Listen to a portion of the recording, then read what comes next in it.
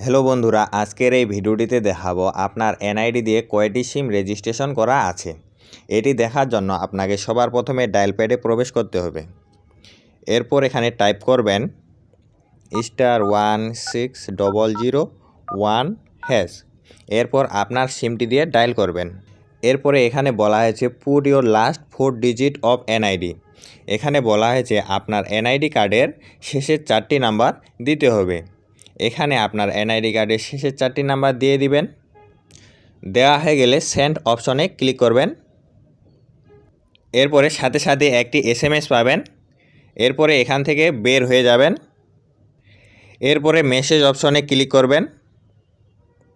এই দেখুন সবার উপরে SMSটি চলে আসছে, এটার উপরে ক্লিক করবেন এবং এখানে দেখতে পাবেন আপনার এনআইডি কার্ড দিয়ে কয়টি নাম্বার রেজিস্ট্রেশন করা আছে এবং কোন কোন নাম্বারগুলো আপনার নামে রেজিস্ট্রেশন করা আছে সব দেখতে পাবেন।